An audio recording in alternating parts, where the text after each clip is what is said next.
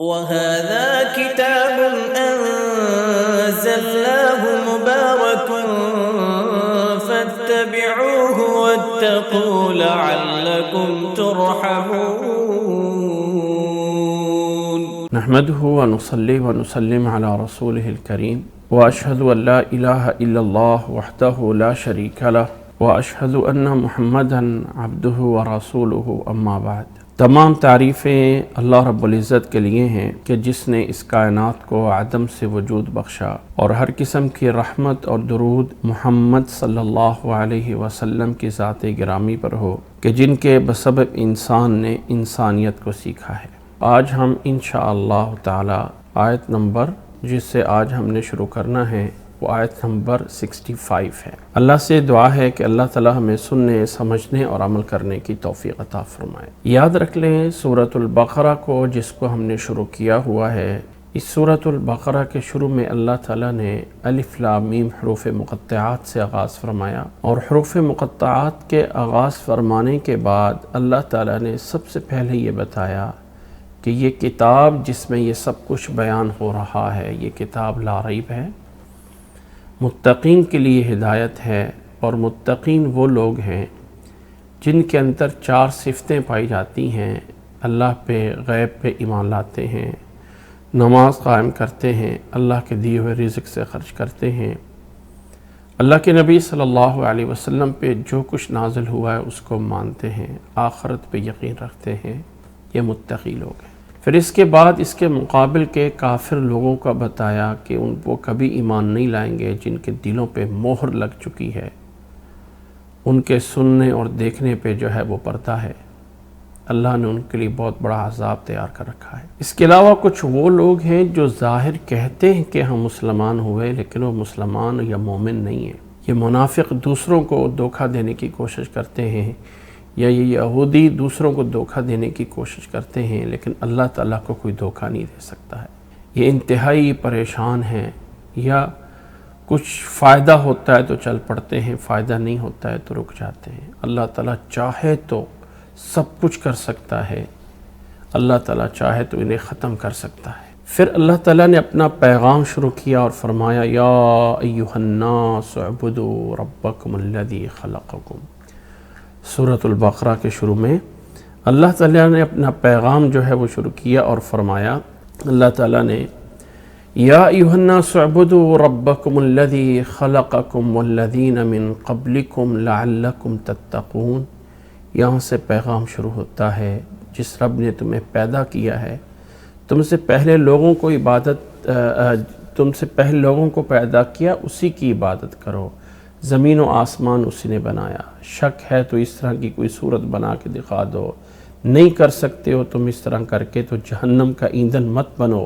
خوشخبری ہے ایمان والوں کے لیے، نیک اعمال کرنے والوں کے لیے جنت کی۔ اللہ تعالیٰ سب کچھ کھول کے بیان کر رہا ہے، لیکن گمراہ وہی ہوتے ہیں جو فاسق ہیں، جو اللہ کے وعدوں کو توڑتے ہیں۔ لوگو، اللہ نے جس نے تمہیں پیدا کیا ہے اس کے ساتھ کفر کیسے کرتے ہو؟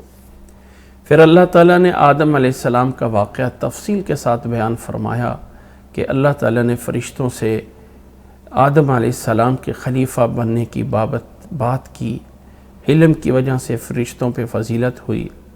پھر انہیں آسمان سے زمین پہ اتارا گیا۔ اس کے بعد اللہ تعالیٰ نے بنی اسرائیل کو مخاطب شروع کیا ہے، ان کو ایک ایسے انداز میں کہ یہ قرآن مجید انہی کے لیے ہدایت ہے، اور یہ قرآن مجید انہی کے لیے ایک رہنمائی ہے۔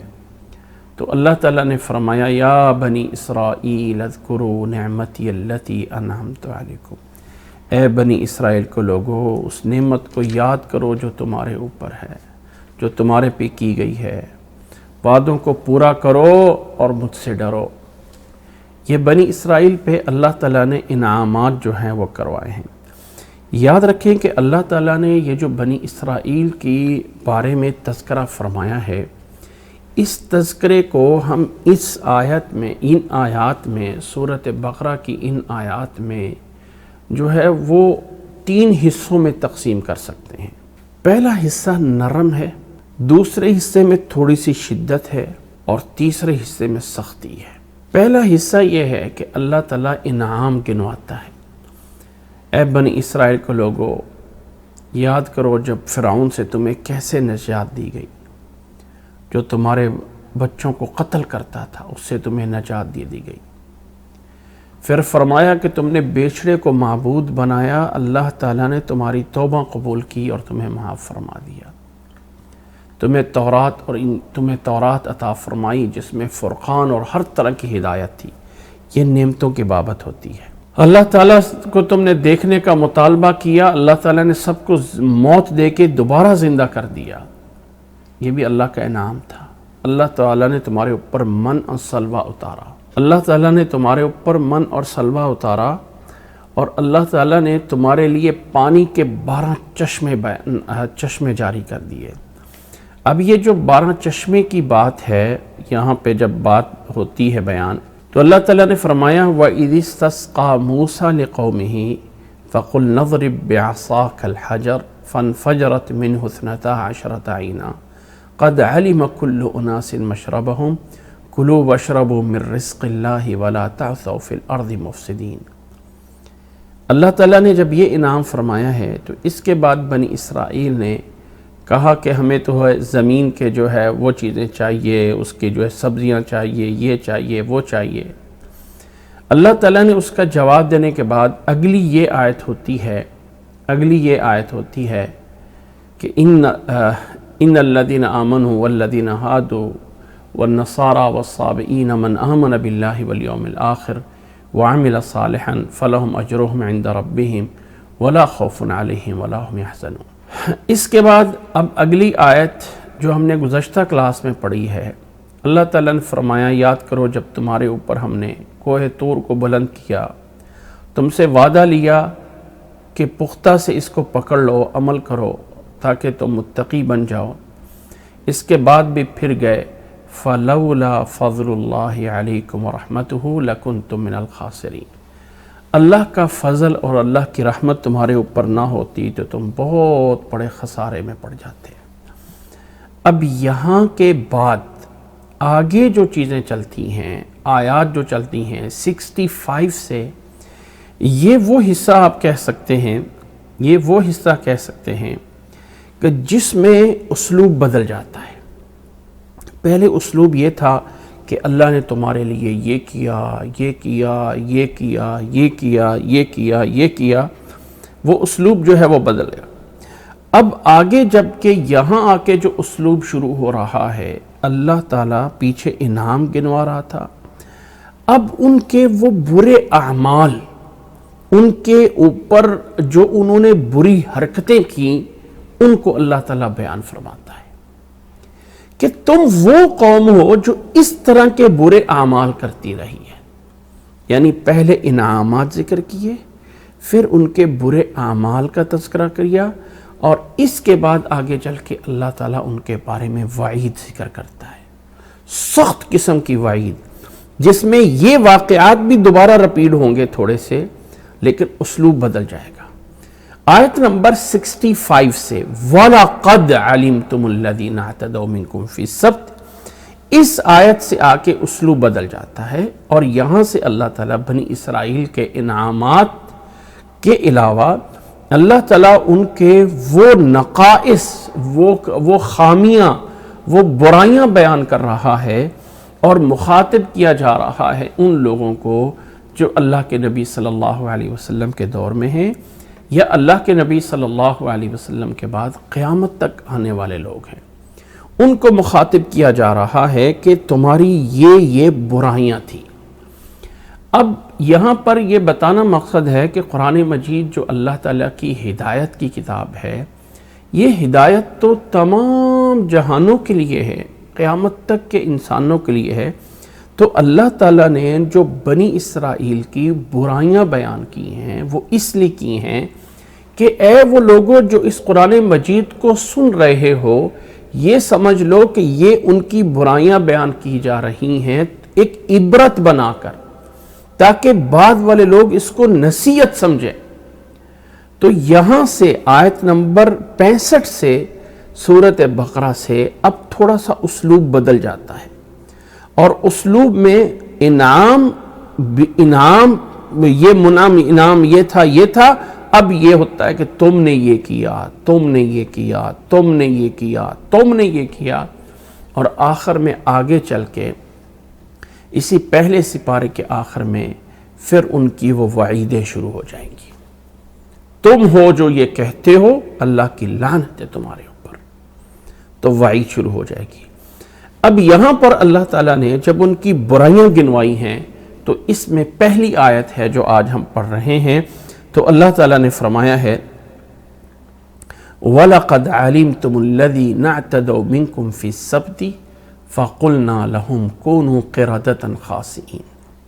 وَلَقَدْ اور لقد یہ تحقیق ہے، یاد رکھ لیں کہ عربی میں واو حرف عطف ہے، واو حرف عطف ہے، لام اس میں تاکید کے لیے آتا ہے، اور اسی طرح قد حرف تاکید کے لیے بھی ہے، یعنی ایک بات کو اور سے اور پختہ کرنے کے لیے وَقَدْ عَلِمْتُمْ بھی ہو سکتا ہے، وَلَقَدْ عَلِمْتُمْ۔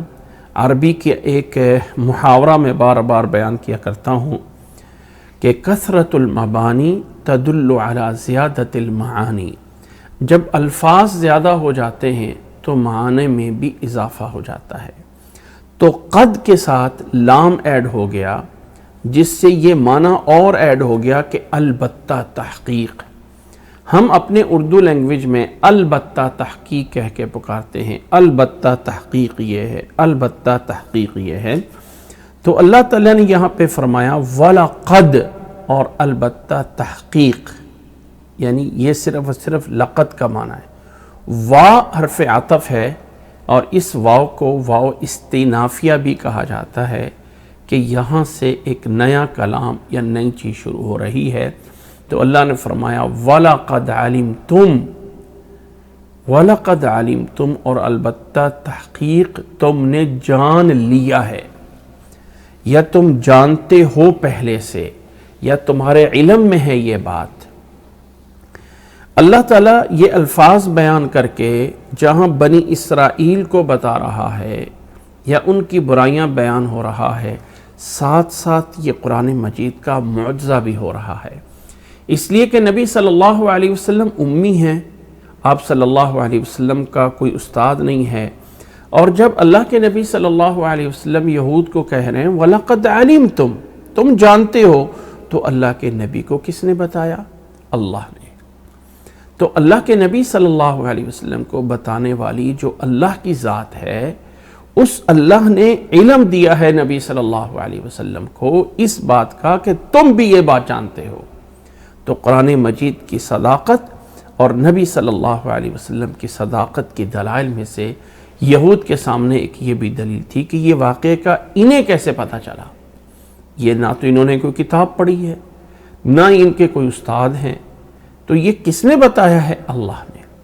وَلَقَدْ عَلِمْتُمْ اور تحقیق تم جانتے ہو، الَّذِينَ ان لوگوں کو، اعتدوا جنہوں نے اعتدا کیا، زیادتی کی، منکم تم میں سے، منکم اس لیے بولا گیا کہ تمہارے وہ پہلے آباء و اجداد تھے جن کی طرف تم نسبت کرتے تھے۔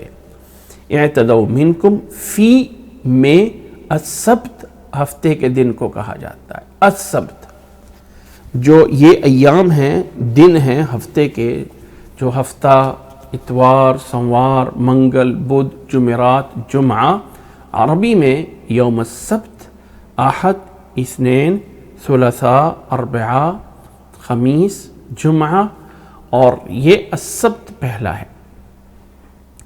تو یہود نے رسول اللہ صلی اللہ علیہ وسلم نے جیسے ایک حدیث میں بیان فرمایا ہے کہ جمعے کا دن یہ ہے کہ جس میں اللہ تعالیٰ کائنات کو بنا کر پوری کائنات یعنی جو 6 دن میں بنائی گئی ہے، تو اس 7ویں دن میں اللہ تعالیٰ نے آدم علیہ السلام کو پیدا فرمایا تھا جمعے کے دن میں۔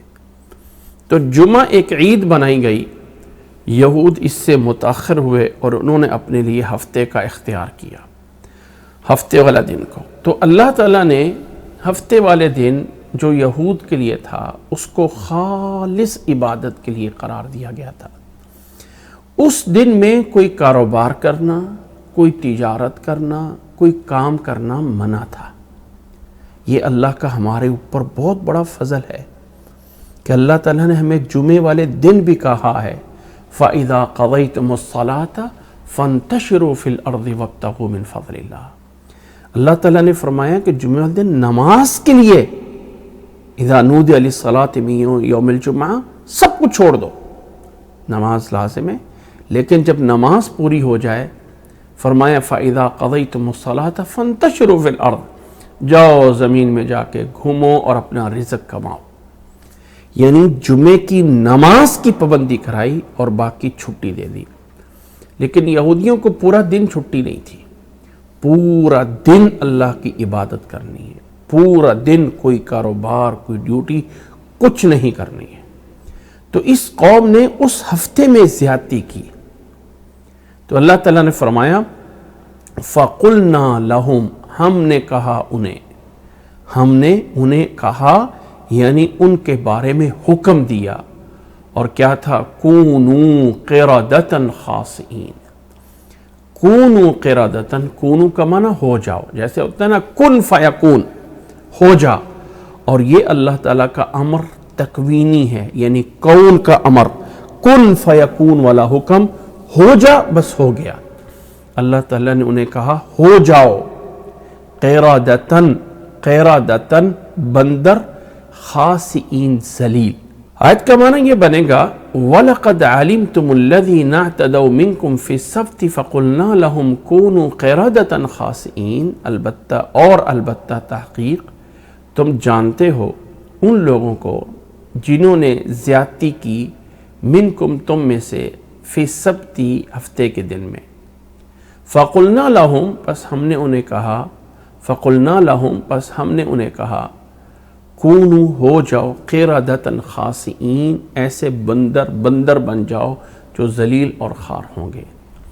پھر اگلی آیت میں اللہ تعالیٰ نے فرمایا فَجَعَلْنَاهَا، یعنی اب اس کے بعد جب کونو قردۃ خاسئین ہو گیا، فَجَعَلْنَا پس اس کے بعد بنا دیا ہم نے ہا اس کو، کس کو؟ یہ ہا ضمیر کا مرجع کیا ہے، اس ہا سے کیا مراد ہے؟ فَجَعَلْنَاهَا، ہم نے بنا دیا اس کو، فَجَعَلْنَاهَا نَكَالًا، تو یہ ہا سے کیا مراد ہے؟ کون سی چیز مراد ہے؟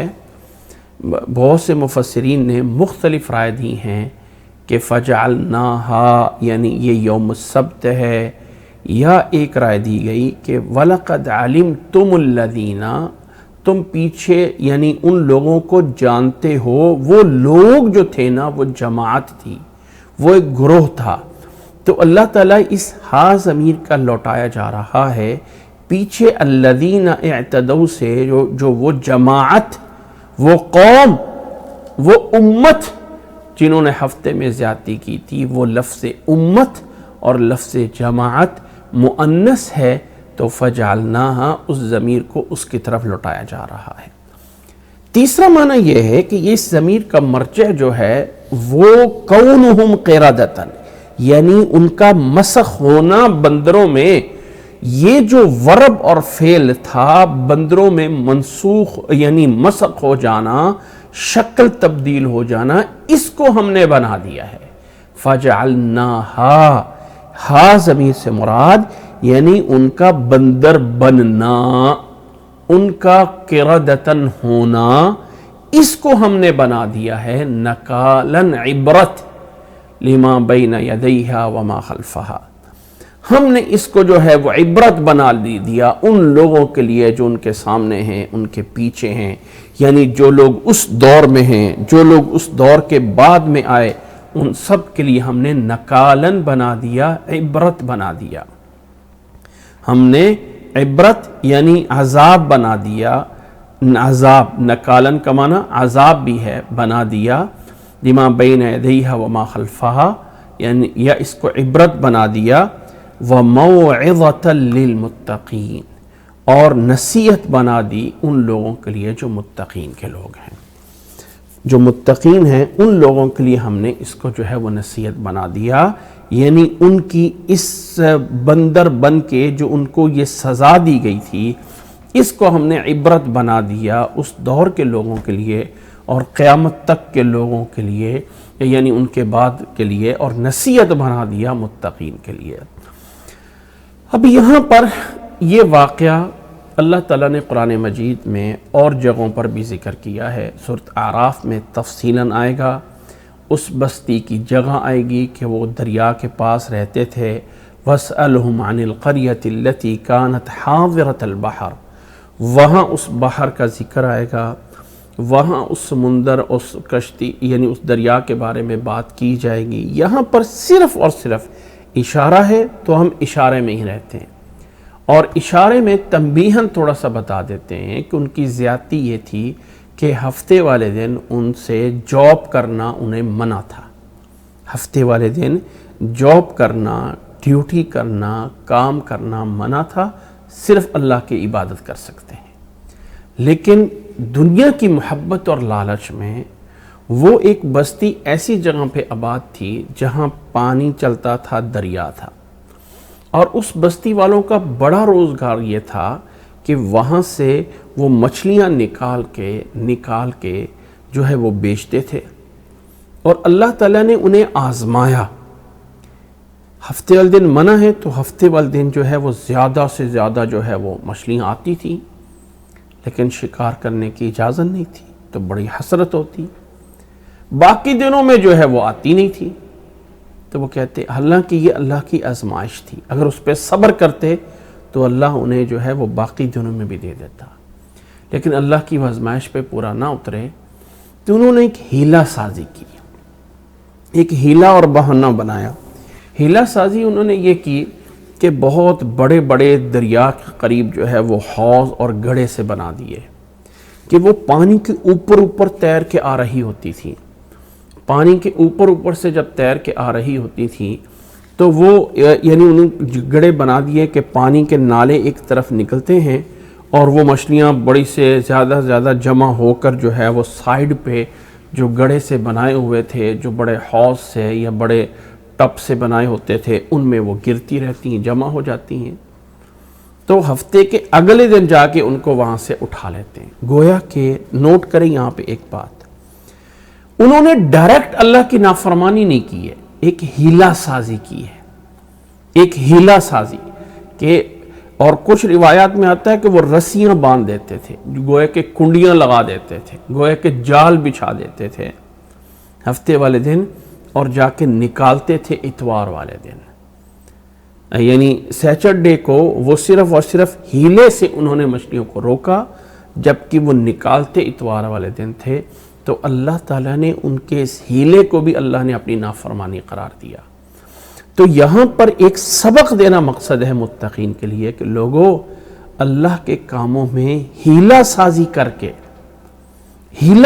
کر کے اللہ تعالیٰ کے کسی یعنی عبادت میں انسان کہے کہ میں اللہ کو نعوذ باللہ دا لگا لوں گا، دھوکہ دے دوں گا، تو نہیں ہوتا ہے۔ رسول اللہ صلی اللہ علیہ وسلم نے فرمایا ہے کہ زکوٰۃ کی وجہ سے دو لوگوں کو اکٹھا نہیں ہونا چاہیے، اور زکوٰۃ کی وجہ سے دو لوگوں کو الگ نہیں ہونا چاہیے۔ کیا مطلب ہے؟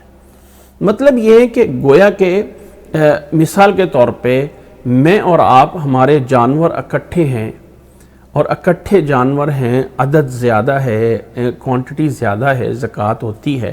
زکوٰۃ سال ہونے سے پہلے ہی ہم دونوں الگ ہو جاتے ہیں کہ اتنا تیرا ہو گیا، اتنا میرا ہو گیا، اتنا تیرا ہو گیا، اتنا میرا ہو گیا، لہٰذا تمہارا تمہارے پاس، میرا میرے پاس، تو اب نہ اس پہ زکوٰۃ ہے نہ اس پہ زکوٰۃ ہے۔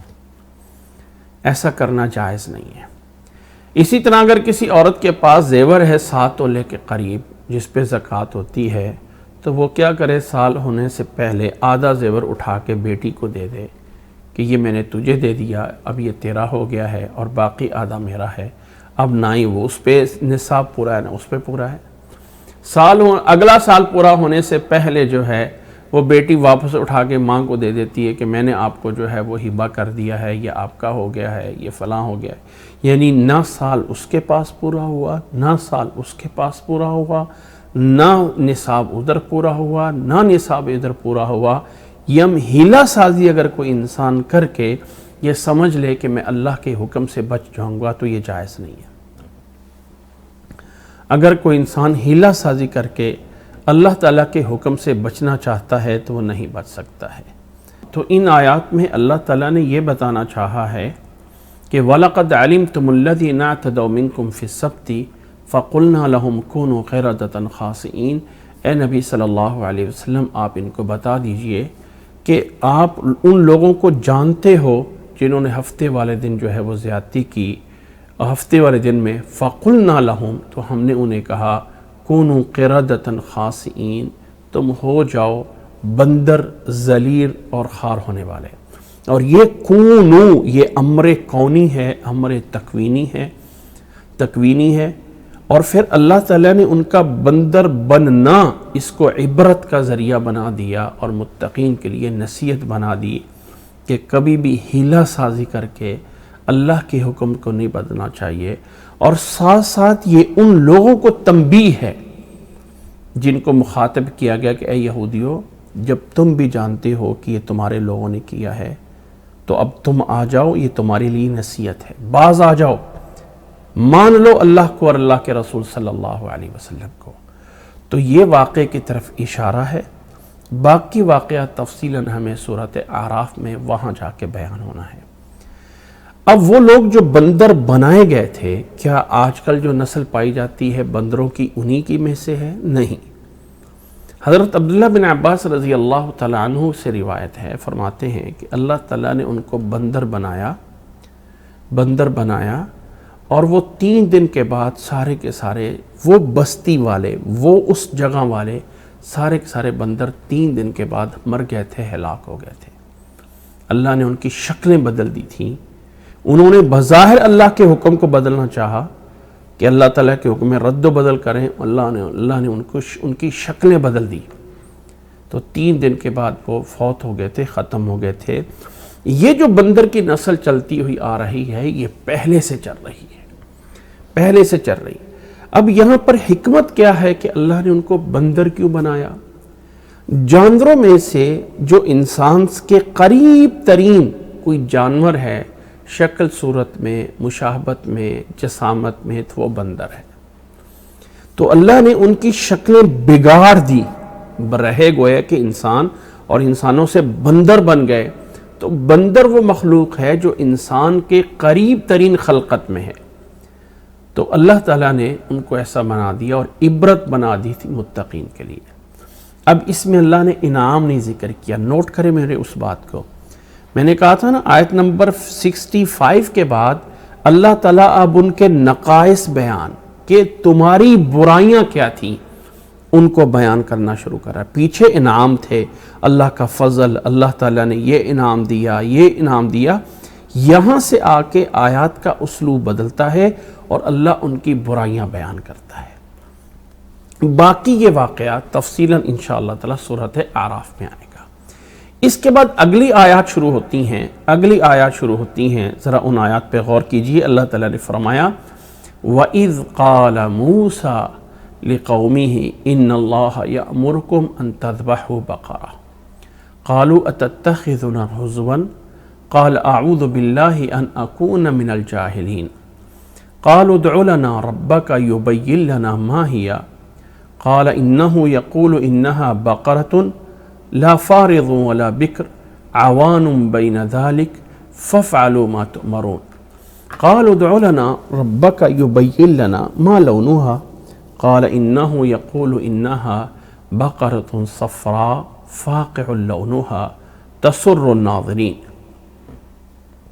قالوا ادع لنا ربك يبين لنا ما هي إن البقرة تشابه علينا وإنا إن شاء الله لمهتدون قال إنه يقول إنها بقرة لا ذلول تثير الأرض ولا تسقي الحرث مسلمة لا شية فيها قالوا الآن جئت بالحق فذبحوها وما كادوا يفعلون وإذ قتلتم نفسا فادارأتم فيها والله مخرج ما كنتم تكتمون فقلنا اضربوه ببعضها كذلك يحيي الله الموتى وَيُرِيكُمْ آيَاتِهِ لَعَلَّكُمْ تَعْقِلُونَ۔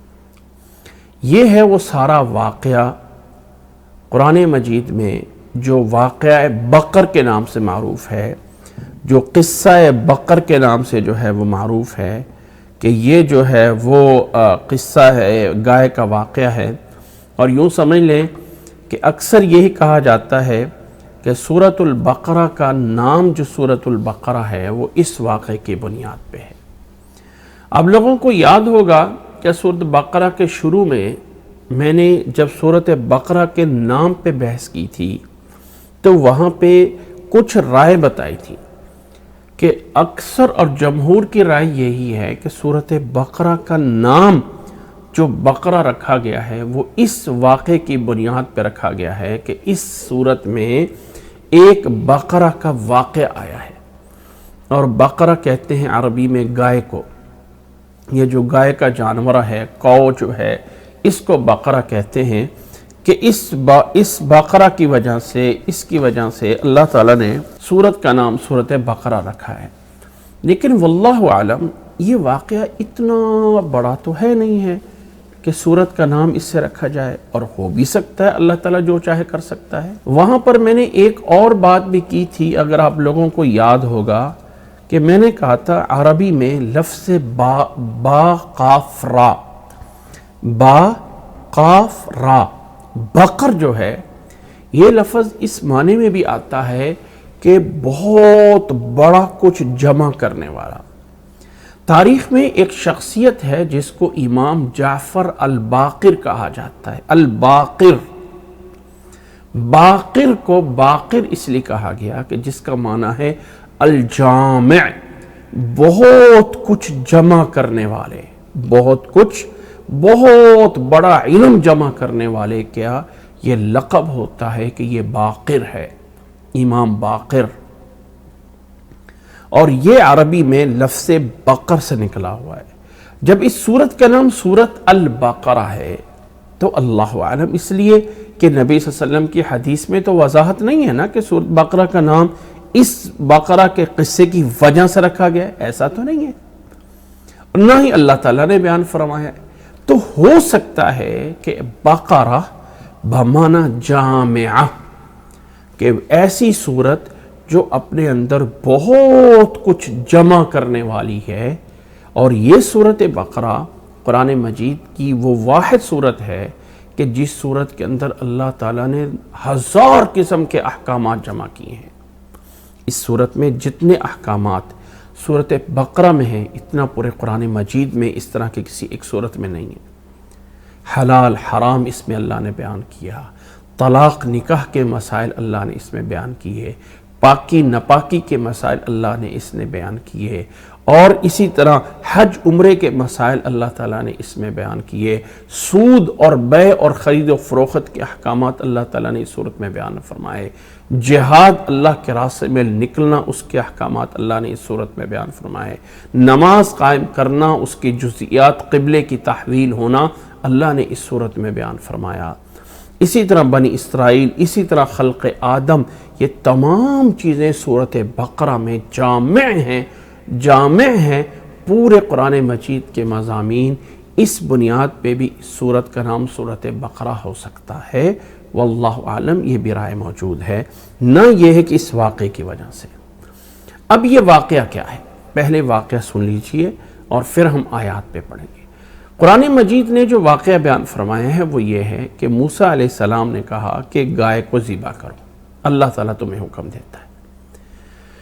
بنی اسرائیل کے لوگوں نے کہا کہ اے موسیٰ، کیا تم ہمارے ساتھ مذاق تو نہیں کر رہا ہے؟ فرمایا میں اللہ تعالیٰ سے پناہ مانگتا ہوں کہ میں جاہل ہو جاؤں، اللہ تعالیٰ سے پناہ مانگتا ہوں کہ میں جاہلوں میں سے ہوں۔ اس سے ایک بات نکلتی ہے کہ مذاق کرنے والے اکثر جاہل ہوتے ہیں، جو جگہ جگہ پہ مذاق میں لگے ہوتے ہیں، جو سیریس نہیں ہوتے ہیں، سمجھ لے کہ وہ جاہل لوگ ہیں۔ پھر انہوں نے کہا اچھا بتاؤ کیسی گائے ہونی چاہیے؟ فرمایا کہ ایسی گائے ہونی چاہیے جو نہ بوڑھی ہو نہ بالکل بچی ہو، درمیان میں ہونی چاہیے، اس کو جو ہے وہ ذبح کرو۔ انہوں نے کہا اچھا یہ بتاؤ رنگ کیسا ہے؟ فرمایا پیلا رنگ ہونا چاہیے، صفرا زرد رنگ ہونا چاہیے، واضح ہونا چاہیے۔ اچھا کچھ اور واضح کرو۔ فرمایا ایسی ہونی چاہیے جو کبھی کسی کام پہ نہ لگی ہو، کوئی اس میں عیب نہیں ہونی چاہیے، وہ ذبح کرو۔ پھر انہوں نے وہ ذبح کی اور بڑی مشکل سے جا کے اس کو ذبح کیا۔ یہ اللہ تعالیٰ نے اس قوم کی ایک نیچر بتائی ہے، اس کے وہ اعمال بتائے ہیں کہ بنی اسرائیل کے لوگ اس طرح کی طبیعت کے تھے کہ اللہ تعالیٰ کے احکامات پہ عمل کرنے میں بہانے تلاش کرتے رہے۔ پھر یہ واقعہ جب پورا ہوتا ہے تو ساتھ اگلا اسلوب آ جاتا ہے، اور پھر اس واقعے کے گائے کے پورا ہونے کے بعد پھر اللہ تعالیٰ بیان فرماتا ہے کہ یاد کرو جب تم نے اپنے اندر ایک جان کو قتل کر دیا تھا اور اس میں اختلاف کیا تھا، تو اللہ تعالیٰ وہ پوشیدہ باتیں بھی نکالنے والا ہے جو تم چھپائے ہوئے ہو۔ پھر اللہ نے کہا تھا کہ اس مقتول کو، اس کے بعض کو اس کے بعض کے ساتھ لگاؤ، جوڑو، تو اللہ تعالیٰ مردے کو زندہ کرے گا اور وہ اپنے قاتل کا نام بتا دے گا۔ تو اللہ تعالیٰ جس طرح دنیا میں زندہ کسی کو کر سکتا ہے، اللہ تعالیٰ آخرت میں بھی ایسا ہی زندہ کرے گا، اور اللہ تعالیٰ اپنی نشانیاں دکھاتا ہے تاکہ تم عقل مند بنو۔ اب اس کا جو انداز بیان ہے، اسلوب، وہ بڑا ہی انوکھا انداز ہے۔ یعنی ہونا یہ چاہیے تھا کہ اللہ تعالیٰ واقعے کو شروع یہ کرتا کہ بنی اسرائیل کے لوگوں نے ایک شخص کو قتل کر دیا، اس کے نتیجے میں گائے کا ذبح ہونا کا بیان ہونا تھا۔ نہیں، یہاں اللہ تعالیٰ نے اس قتل کے واقعے کو الگ سے 2 آیتوں میں بیان کیا اور گائے کے واقعے کو پہلے میں بیان کر دیا۔ کیوں؟ کہ اصل مقصد یہ تھا کہ بنی اسرائیل کی وہ ہیلہ سازی اور وہ ان کی فطرت اور عادت بیان کرنا تھا، وہ پہلے بیان کر دیا۔ پھر اس میں جستجو پیدا ہوتی ہے کہ آخر گائے کیوں ذبح کروائی گئی، اس کا پھر ایک واقعہ الگ کر کے بیان فرمایا، وَإِذْ قَتَلْتُمْ نَفْسًا فَادَّارَأْتُمْ فِيهَا، وَإِذْ قَتَلْتُمْ نَفْسًا فَادَّارَأْتُمْ فِيهَا، تو قتل والے واقعے کو الگ ذکر کی۔ اب یہاں پر مفسرین یہ بیان فرماتے ہیں، یہ بنی اسرائیل کی روایات میں یہ موجود ہے، اصل واقعہ اس طرح ہے کہ بنی اسرائیل کے اندر ایک بہت بڑا مالدار آدمی تھا، اور اس کا ایک بھتیجا تھا جس نے وارث بننا تھا۔ اس نے کہا کہ میرا چاچا جو ہے وہ پتہ نہیں کب فوت ہوگا تو میں اس کے مال کا وارث بنوں گا۔ تو اس نے اس مال حاصل لینے کے لیے اپنے اس چاچے کو قتل کر دیا، اور قتل کر کے اس کی لاش کو کسی ایسی جگہ پہ رکھ دیا کہ کل کو وہ اسی دوسرے دن اپنے چاچے کے یعنی قتل ہونے کی دیت مانگنے لگ گیا کہ مجھے جو ہے وہ میرا چاچا قتل کر دیا گیا ہے، لہٰذا اس کی جو ہے مجھے دیت دی جائے۔ اختلاف ہوا تو اللہ تعالیٰ نے موسیٰ علیہ السلام سے کہا، جب انہوں نے موسیٰ علیہ السلام سے آ کے پوچھا تو موسیٰ علیہ السلام ڈائریکٹ بھی بتا سکتے تھے کہ فلانا قاتل ہے۔ تو اللہ تعالیٰ نے یہاں پہ ایک ایسا اسلوب اختیار کیا کہ جس میں 3 باتیں ہو جائیں۔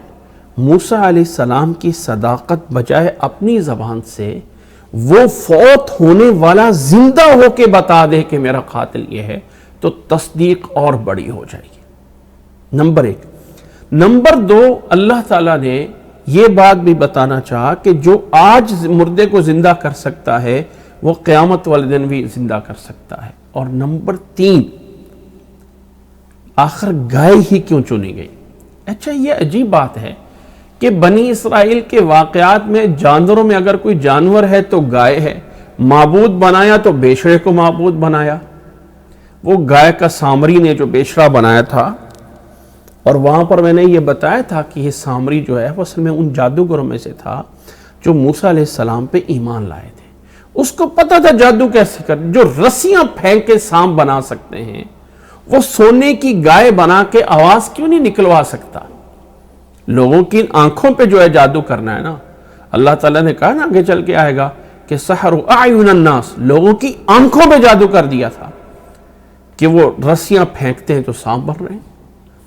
تو انہی میں سے جادوگر تھا سامری، جس نے موسیٰ علیہ السلام کی قوم میں اس سونے کو جمع کر کے بیچڑا بنایا۔ اور گائے آخر کیوں بنائی؟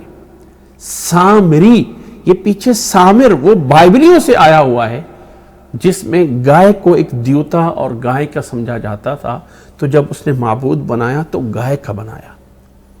پھر اللہ تعالیٰ نے بنی اسرائیل کے لیے جس چیز کو ذبح کروایا آرڈرن، آرڈر دے کے، حکم دے کے گائے ذبح کروائی کہ ذبح کرو، رب کا حکم آ رہا ہے۔ اور پھر اس گائے میں سے بھی وہ گائے چنی جو سب سے عمدہ ترین تھی، کہ وہ نظریہ بھی ٹوٹ جائے کہ گائے جو ہے اس کو ذبح کیا جا سکتا ہے، اور جو چیز ذبح ہوتی ہے، جو چیز ٹوٹ جاتی ہے، جو چیز ختم ہوتی ہے، وہ کبھی معبود نہیں بن سکتی ہے۔ تو اللہ نے چونکہ پیچھے بیچنے کا واقعہ بیان فرمایا تھا، تو چند آیات میں آگے ترتیب میں آ کے گائے کے ذبح کرنے کا واقعہ بھی بنی اسرائیل کے ساتھ منسوب کر دیا کہ اللہ تعالیٰ کی طرف سے اس کی کوئی حیثیت نہیں ہے، اور گائے کو ذبح کر دیا گیا۔ تو یہ واقعات مقاصد ہیں بیان ہونے کے، اور ضمناً بنی اسرائیل کی وہ عادت اور فطرت بھی بیان ہوئی کہ یہ کیسے لوگ ہیں جو یہ اللہ کے حکم کے ماننے میں کس طرح ہیلا سازی کرتے تھے۔ اب ذرا آیات کا ترجمہ سنیے اور پھر ہم اس کے اوپر باقی بات کرتے ہیں۔ اللہ تعالیٰ نے فرمایا وَإِذْ قَالَ، ذرا غور کیجئے گا، پیچھے والی آیت میں تھا وَلَقَدْ عَلِمْتُمْ، اور اگر اب پیچھے والی یاد ہو آیات تو ہم چلتے رہیں وَإِذْ أَخَذْنَا مِيثَاقَكُمْ، پیچھے آؤ تو وَإِذْ قُلْتُمْ، پیچھے آؤ تو وَإِذِ اسْتَسْقَىٰ، پیچھے آؤ تو وَإِذْ قُلْنَا، پیچھے آؤ تو وَإِذْ قُلْتُمْ يَا مُوسَىٰ، از جب کہا، جب تم نے کیا، جب تم نے کیا۔ اور آیت نمبر 65 سے ایک اسلوب بدلتا ہے، اور وَلَقَدْ عَلِمْتُمْ سے تم جانتے ہو کہ تمہاری یہ حرکتیں ہیں۔ ان حرکتوں کو اور ان چیزوں کو بتانے کے لیے وَلَقَدْ عَلِمْتُمْ شروع ہوتا ہے، اور پھر آگے کے وَإِذْ قَالَ مُوسَىٰ لِقَوْمِهِ اسی علمتم کے ضمن میں آ رہے ہیں، یعنی اب وہ چیزیں بیان ہو رہی ہیں جو انعام نہیں ہیں، جو تمہاری برائیاں ہیں وہ بیان ہوتی ہیں۔ ان برائیوں میں سے ایک یہ برائی بھی یاد کرو، وَإِذْ قَالَ مُوسَىٰ لِقَوْمِهِ إِنَّ اللَّهَ يَأْمُرُكُمْ أَن تَذْبَحُوا بَقَرَةً، موسیٰ علیہ السلام نے فرمایا اپنی قوم سے کہ ان اللہ یأمرکم، بے شک اللہ تمہیں یہ حکم دیتا ہے، ان تذبحوا بقرۃ، تم ایک بقرہ نکرہ ہے، کوئی بھی گائے جو ہے وہ ذبح کرو۔ قالوا اتتخذنا ہزوا، قالوا انہوں نے کہا، یعنی بنی اسرائیل کے لوگوں نے، اتتخذنا کیا تم بناتا ہے ہمیں ہزوا، مذاق، کیا تو ہمارے ساتھ مذاق کر رہا ہے، ہزواً کر رہا ہے، یعنی مذاق جو ہے وہ کر رہا ہے۔ قال، موسیٰ علیہ السلام نے فرمایا، اعوذ باللہ، میں اللہ کی پناہ میں آتا ہوں، ان اکون من الجاہلین، کہ میں جاہلوں میں سے بنوں، یعنی مذاق کر کے میں جاہل نہیں ہوں۔ یہ مذاق کرنے والے لوگ جاہل ہوتے ہیں، جہالت میں نہ جائیے اور حقیقت میں آئیے، چیزوں کو مذاق میں نہ بنائیے، چیزوں کو صحیح اور حقیقت میں بتا کے پھر جو ہے وہ دیکھیے۔ فرمایا یہ اس قوم کا مزاج ایسا تھا، اس قوم کی طبیعت ایسی تھی کہ آ کے کہتے ہیں قالوا اتتخذنا ہزوا قال اعوذ باللہ ان اکون من الجاہلین، قالوا ادع لنا ربک یبین لنا ما ہی۔ اب اگلا سوال یہ ہوتا ہے، قالوا ادع لنا ربک، دعا کیجئے ہمارے لیے اپنے رب سے، یبین لنا ما ہی، یبین لنا کہ وہ بیان کرے، واضح کرے ہمارے لیے، ما ہی کون سی گائے ہے۔ قال، فرمایا، انہو یقولو، کہ اللہ تعالیٰ فرماتا ہے، انہا بقرۃ لا فارض ولا بکر، کہ یہ گائے ایسی ہونی چاہیے، یہ گائے جو ہے وہ ایسی ہونی چاہیے، نہ تو فارض ہو اور نہ ہی بکر ہو، یعنی نہ تو بوڑھی ہو اور نہ ہی بچی ہو، نہ ہی وہ بوڑھی ہو اور نہ ہی وہ جو ہے وہ بچی ہو، ایک ایسی گائے لے کے آؤ جو نہ لا فارض ولا بکر، عوان بین ذالک، درمیانی ہو ان کے درمیان، یعنی فارض اور بکر کے درمیان میں درمیانی عمر کی ہو، ففعلوا، بس عمل کرو، ما تؤمرون، جو تمہیں دیا جا رہا ہے حکم، وہ پورا وہ کام کرو تم۔ گویا کہ اشارہ یہ ہے کہ گائے کا صفت ہونا کیسی ہے اس میں ٹائم نہ ضائع کرو، وہ کام کرو جس کا تمہیں حکم دیا جا رہا ہے، وہ کام کرو۔ قالوا ادع لنا ربک یبین لنا ما لونها، پھر اگلا سوال آ جاتا ہے، بیان اپنے رب سے دعا کیجئے ہمارے لیے، یبین لنا وہ بیان کرے ہمارے لیے، ما لونها اس کا رنگ کیسا ہونا چاہیے، اس کا کلر کیسا ہونا چاہیے۔ قال فرمایا انہ یقول انہا بقرۃ صفراء، کہ اللہ یہ کہتا ہے کہ وہ گائے صفراء ہونی چاہیے، صفراء زرد ہونی چاہیے، گویا کہ یلو کلر کی ہونی چاہیے، اور فاقع لونها، فاقع چمکتا ہوا اس کا رنگ ہونا چاہیے، گویا کہ جس کو ہم کہتے ہیں نا، یعنی ایک تو ہوتا ہے نا ڈارک براؤن، ایک ہوتا ہے لائٹ براؤن، وہ اس طرح کا کلر ہونا چاہیے، واضح ہونا چاہیے، تسر الناظرین دیکھنے والے کو اچھا لگے، خوش لگے دیکھنے والے، ایک ایسی رنگت ہونی چاہیے۔ یہاں پر بھی بات پوری نہ ہوئی، قالوا ادع لنا ربک یبین لنا ما ہی، سوال پھر وہی، پیچھے بھی یبین لنا ما لونها، یہاں پر پھر پہلے والا سوال پیچھے جو کیا تھا یبین لنا ما ہی، یہاں پر بھی تھا قالوا ادع لنا ربک یبین لنا ما ہی، کچھ اور واضح کیا جائے۔ ان البقرہ تشابہ علینا، گائے تو ہمارے اوپر تشابہ میں پڑ گئی ہے، یعنی مشکل میں پڑ گئی ہے، شک و شبہ میں پڑ گئی ہے، کیسی ہونی چاہیے، ہم سوچ رہے ہیں، ہمیں سمجھ نہیں آ رہی۔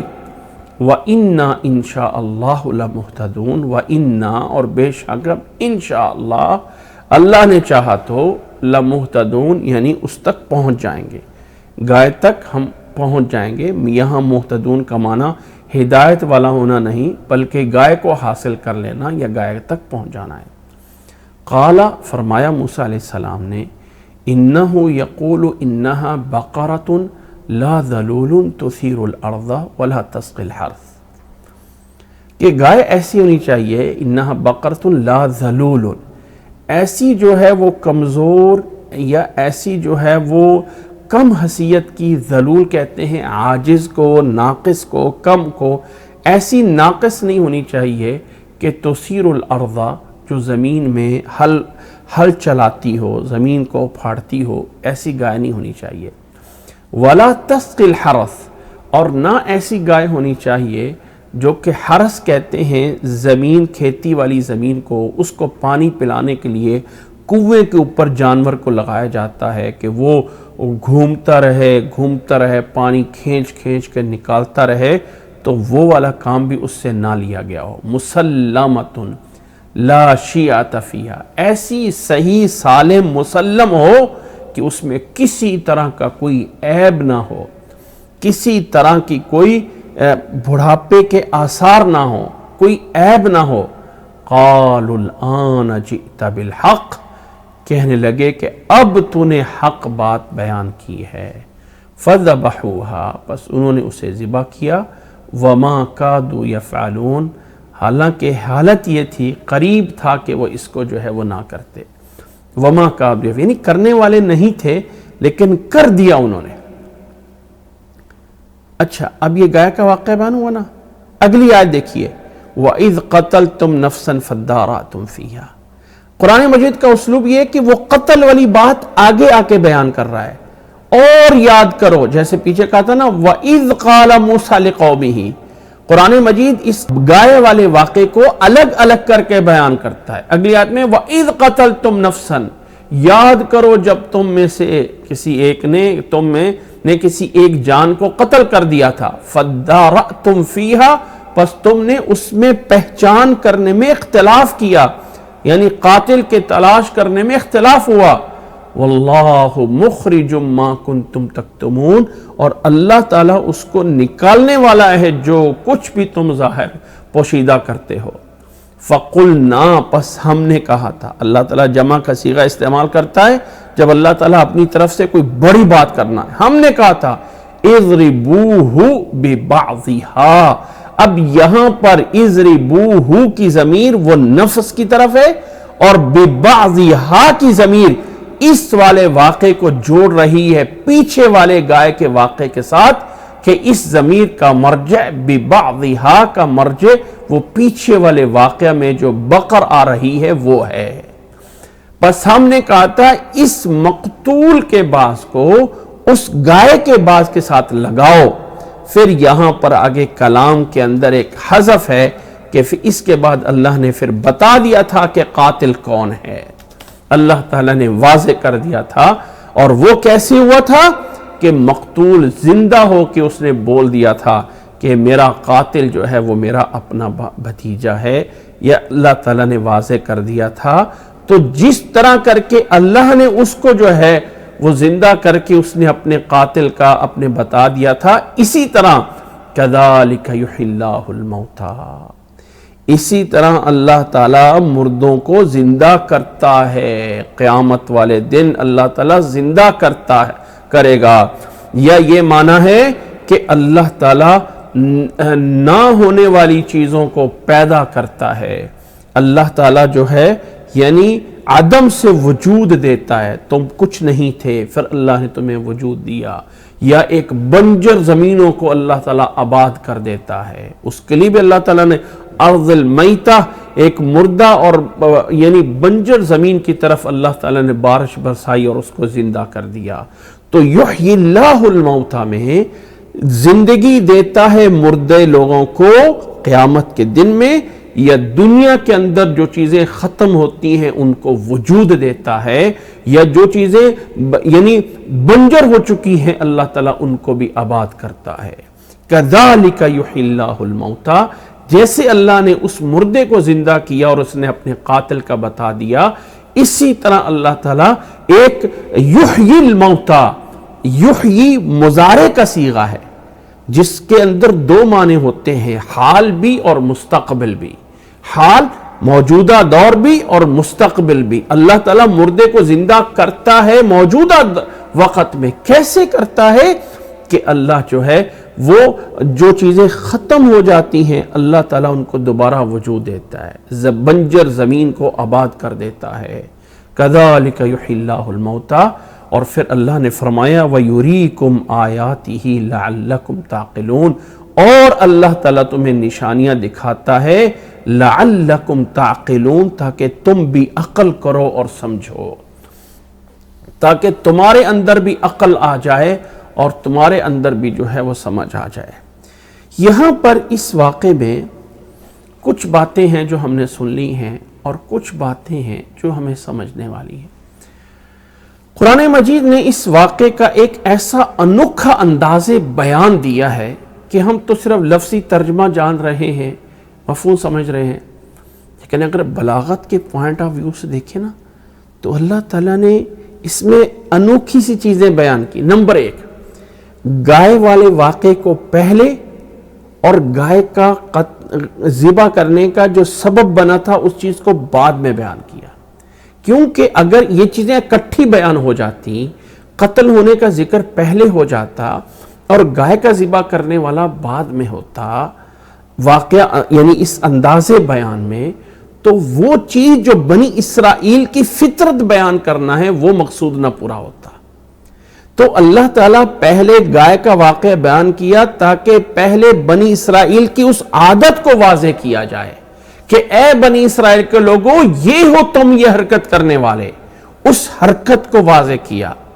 پھر وہ حرکت جس وجہ سے ہوئی تھی اس کو 2 مختصر سی آیتوں میں اشارہ کر کے گزار دیا، اور اس میں بھی حکمت دے دی کہ کذالک یحیی اللہ الموتیٰ. ایک چیز. دوسری چیز، اللہ تعالیٰ نے ان آیات کو بغیر حرف عطف کے بیان کیا ہے. یہ ایک بڑا بلیغ انداز ہوتا ہے. سورۃ شعراء میں بھی جب جائیں گے نا تو سورۃ شعراء میں بھی ایک وہ موجود ہے، سورۃ شعراء کے اندر بھی، کہ اللہ تعالیٰ نے سورۃ شعراء میں ایک بڑا انوکھے انداز میں جو ہے وہ بیان کیا ہے اس واقعے کو، موسیٰ علیہ السلام کے اور فرعون کے اس واقعے کو، کہ بغیر حرف عطف کے، بغیر حرف عطف کا کیا معنی ہے؟ ذرا اس کو سامنے کیجئے گا اور پھر دیکھتے ہیں کہ اللہ نے فرمایا وَإِذْ قَالَ مُوسَىٰ لِقَوْمِهِ، واو موجود ہے. اِذْ قَالَ مُوسَىٰ لِقَوْمِهِ واو موجود ہے. وَإِذْ قَالَ، جب ہم کسی بھی زبان میں بات کرتے ہیں تو اگلی بات کے بعد اور کا آتا ہے، اینڈ یہ ہوا، اینڈ یہ ہوا. تو اللہ تعالیٰ نے یہاں پہ پیچھے تو چلتا آ رہا ہے نا، ایک آیت کے بعد واو حرف عطف آتا ہے. یہاں پہ وَإِذْ قَالَ قَالُوا قَالَ قَالُوا قَالَ قَالُوا قَالَ قَالُوا، یعنی اس انداز میں یہ نہیں ہے کہ اذ قال موسیٰ وَقَالُوا ادْعُ لَنَا رَبَّكَ وَقَالَ إِنَّهُ يَقُولُ وَقَالُوا ادْعُ لَنَا رَبَّكَ. واو نہیں یہاں بیان ہوئی. یہ ایک انداز ہوتا ہے جس انداز میں بلاغت میں یہ کہا جاتا ہے کہ بلاغت، جب وہ بات کر رہا تھا تو پھر اس نے یہ کہا، پھر اس نے یہ کہا، پھر یہ جو ہم اپنی زبان میں پھر اور بولتے ہیں، اللہ نے ان الفاظ کو نکال دیا. قالو قالا، قالو قالا، قالو قالا، قالا قالو، قال، یعنی جواب. یہ ایک انداز ایسا ہے کہ اللہ تعالیٰ اس بات کو ابھار رہا ہے کہ تم یہ لوگ ہو جنہوں نے یہ اعتراض کیا، یہ اعتراض کیا، یہ اعتراض کیا، اور یہ واقعہ سنایا جا رہا ہے امت مسلمہ کے ان لوگوں کو جنہیں جب مسائل بیان کیے جاتے ہیں، جب لوگوں کو اللہ کا قرآن اور حدیث بیان کی جاتی ہے تو آگے کہتے ہیں یہ کیسے کریں، وہ کیسے کریں، یہ کیسے ہوگا، مولوی یہ کرتے ہیں، فلاں یہ کرتے ہیں، ہم کیسے کریں. یہ ہے وہ انداز اور یہ ہے وہ عادت جو بنی اسرائیل کی ان آیتوں میں بیان کر کے اللہ تعالیٰ نے موعظہ اور نصیحت کے طور پہ جو ہے وہ منع کی ہے. اللہ تعالیٰ نے موعظہ اور نصیحت کے طور پہ ان آیات میں جو وہ چیز بیان کی ہے، اصل میں وہ بیان کرنا مقصد ہے. قالوا ادع لنا ربک یبین لنا، قالوا قالا، قالوا قالا، قالوا قالا. اس ترتیب کا جو مقصد ہے وہ یہ ہے، اس ترتیب کا جو مقصد ہے کہ اس یہود کی اس والی فطرت سے اے مسلمانوں تم بچ جاؤ. اور پھر قتل والا واقعہ اس گائے کے واقعے کے اگلی 2 آیات میں الگ سے بیان کر دیا اور فرمایا وَإِذْ قَتَلْتُمْ، یہاں پر واو حرف عطف آ رہا ہے، یہاں پر واو حرف عطف آ رہا ہے. وَإِذْ قَتَلْتُمْ نَفْسًا فَادَّارَأْتُمْ. پھر یہ 2 واقعے کہیں الگ الگ نہ ہو جائیں، پھر یہ 2 واقعے کوئی الگ الگ نہ ہو جائیں تو ان کو جوڑا اضربوہ ببعضها، اضربوہ ببعضها. اس ہو ضمیر سے مراد نفس لیا گیا اور بعضها کی ضمیر سے مراد پیچھے والے واقعے میں گائے مراد لے لی گئی. اس کے بعض کو اس کے بعض کے ساتھ لگاؤ. ہوا واقعہ یہ تھا کہ گائے ذبح کی گئی اور پھر کوئی بھی حصہ اس مقتول کا اس گائے کے ساتھ، یا گائے کا کوئی حصہ اس مقتول کا کوئی حصہ اس گائے کے ساتھ لگایا گیا تو مقتول جو قتل شدہ انسان تھا وہ زندہ ہو کے کہتا ہے کہ مجھے قتل کرنے والا فلاں ہے، اپنا وہ قاتل خود بتا کے دوبارہ جو ہے وہ مر جاتا ہے. تو اللہ تعالیٰ نے جیسے اس کو زندہ کیا تو فرمایا اسی طرح اللہ تعالیٰ مردوں کو زندہ کرتا ہے.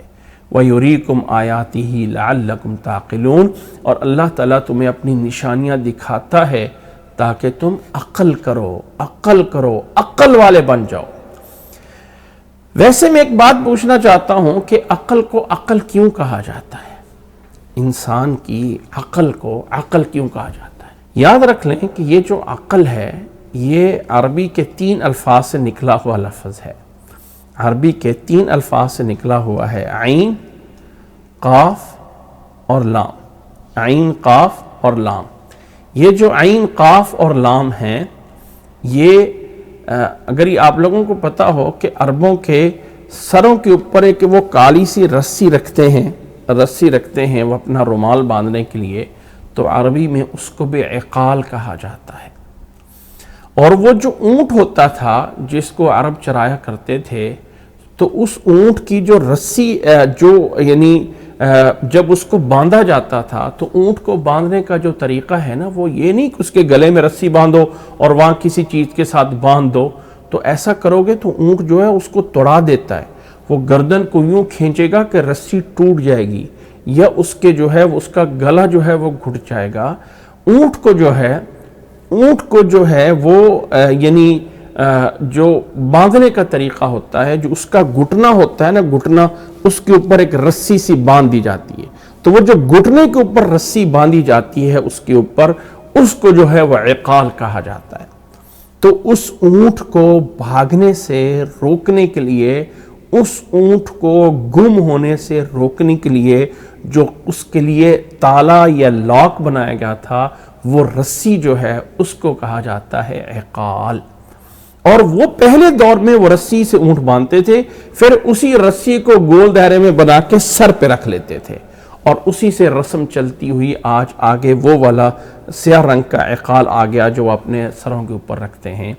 تو اس عقال سے یہ جو انسان کی عقل کی سوچ ہے، اس کو عقل کہا گیا، جس کا لفظی ترجمہ یہ ہے کہ باندھنے والا، لاک کرنے والا، کنٹرول کرنے والا، کہ انسان کا نفس امارہ یا انسان کے اندر کا ایک انسان وحش ہے، یعنی انسان جو ہے وہ کیا ہے؟ جانور ہے۔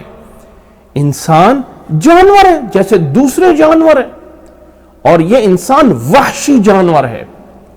ہو سکتا ہے اگر انسان میں عقل نہ ہو تو انسان ایک ایسا وحشی جانور بنے کہ دوسرے تمام چیزوں کو چیر پھاڑ دے۔ اس جانور کو جس نے کنٹرول کیا ہے، جس چیز نے لاک کیا ہے، جیسے اونٹ کو گھٹنا باندھنے کے لیے وہ عقال ہوتا تھا، تو اللہ نے اس کے اندر وہ سوچ رکھی ہے، وہ اس کو قید کرنے والا جو نظام دیا ہے اس کو عقل کہا جاتا ہے۔ تو یہ عقل اسی عقل سے نکلا ہوا ہے جس سے اونٹ کو کنٹرول کیا جاتا تھا۔ تو اے انسان، تیری بھی چیز کنٹرول کرنے کے لیے جو ہے اس کے لیے عقل ہے۔ تو اللہ تعالیٰ نے فرمایا کہ افلا لعلکم تعقلون، کہ اللہ تعالیٰ جو ہے وہ تمہارے لیے یعنی اپنی نشانیاں دکھاتا ہے، لعلکم تعقلون، تاکہ تم اپنے آپ کو کنٹرول کرو، سمجھدار بن جاؤ۔ سمجھدار بنو گے تو اللہ تعالیٰ کے احکامات پہ، اللہ تعالیٰ کی آیات پہ اپنے آپ کو کنٹرول میں رکھو گے، قابو کر کے رکھو گے، اللہ تعالیٰ کے احکامات سے باہر نہیں نکلو گے۔ یہ ہے مفہوم ان آیات کا۔ ان آیات میں آج ان کی آیات میں پہلا واقعہ یہ ہفتے والا کا گزرا ہے، جس میں اللہ تعالیٰ ان کی اہل کتاب کی وہ والی عادت بیان کی کہ انہوں نے کس طرح کر کے اللہ تعالیٰ کے حکم کے اندر ایک بہانہ کر کے، ہیلہ سازی کر کے اللہ کی نافرمانی کی۔ دوسرے اس واقعے میں اللہ تعالیٰ نے اشارہ فرمایا کہ اے لوگو، بنی اسرائیل کی طرح نہ بننا، ہیل و حجت کرنے والے، بہانے کرنے والے، اور اس طرح کے اللہ تعالیٰ کے احکامات میں عمل کرنے کے لیے طرح طرح کے سوال کرنے والے، تم ایسا نہ بن جانا۔ یاد رکھیں، اسلام کے اندر اس سوال کرنا جائز ہے، لیکن ایسے سوالات کہ جن سوالات کے اندر سوال برائے سوال، یا صرف اور صرف کسی کو الجھانے کے لیے سوالات ہو، صرف کسی کو الجھانا مقصد ہو، کسی کے علم کا امتحان لینا مقصد ہو بلا وجہ کے لیے، تو یہ جائز نہیں ہے۔ اللہ نے فرمایا قرآن مجید میں، یا ایھا الذین آمنوا لا تسألوا عن اشیاء ان تبد لکم تسؤکم، اے لوگو ایسی چیزوں کے بارے میں سوال نہ کرو کہ جب وہ ظاہر ہو جائیں گی تو تمہارے لیے اچھا نہیں ہوگا۔ تو انسان کو جو چاہیے ہوتا ہے وہ پوچھے، بلا وجہ کے سوالات کرتے رہنا یہ بھی جائز نہیں، اور یہ بنی اسرائیل کے اندر پایا جاتا تھا۔